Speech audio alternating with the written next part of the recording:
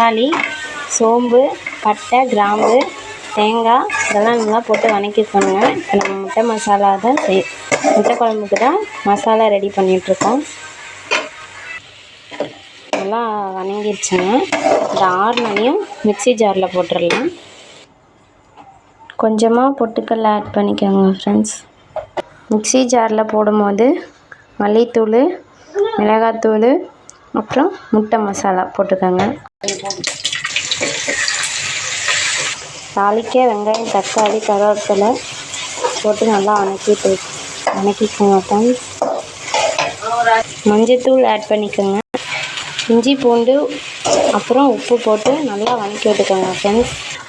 இப்போ நம்ம மிக்ஸி ஜாரில் அரைச்சி வச்ச மசாலாவை கலந்துட்டு நல்லா வதக்கி விட்டுருங்க ஃப்ரெண்ட்ஸ்.